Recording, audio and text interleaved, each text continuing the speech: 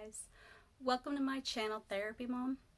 My name's Melissa, and today I want to look at a subject that's a little more serious. I'd like to talk about grief. Now, grief, what is it, you ask? Good question. It's an emotional response to a loss of some kind.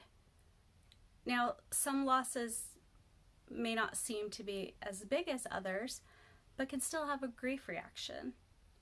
Say you lost something that's important to you, or the loss of a beloved pet, or the loss of a job. All of those can have grief responses. Of course, the one that's most devastating is losing a loved one, especially losing a loved one unexpectedly. There's this lady, her name was Elizabeth Kubler-Ross. She did a lot of studies into grief. What she came up with were 5 stages that a lot of people believe everyone goes through. Now, really, there's not a timeline for grief. And there's not an order to these, even if I say they come in a particular order, because really people can cycle through them over and over and over. One of the cycles goes through denial, saying that this never happened. Another is bargaining, saying, hey, I'll do anything, just let that person come back. Or anger, like, how could this happen to me? Why is this happening? Sometimes people get really depressed. How am I going to go on without this person in my life? The last stage is acceptance.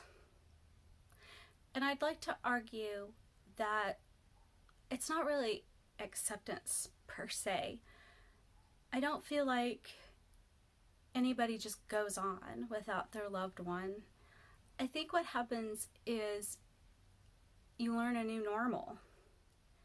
And then that new normal becomes your life. And it may look like acceptance, but I feel like grieving doesn't have a timeline either. So you may go on just doing your normal things day to day, and then all of a sudden something triggers a memory and you start crying. And you know what? That's okay. What's not okay is if you feel like you can't pick up the pieces and you can't go on. If that lasts, say, a few months, then it's time to look into getting some help and getting some.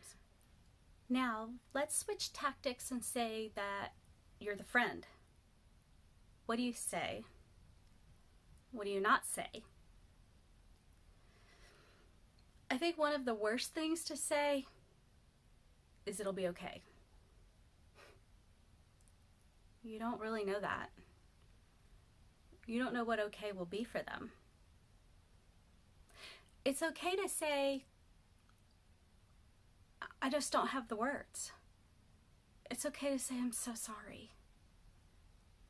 It's okay to say, hey, I'm here if you need to talk.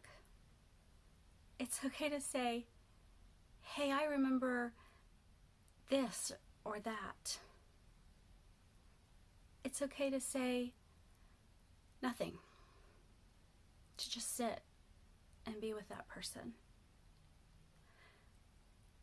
It's okay to say, I'm so sorry. I wish there was something I could do. Let me know if I can help you in any way.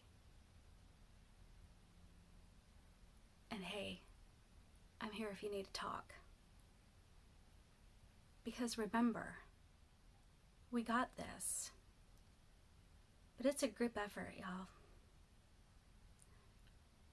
We need to get it together and work together.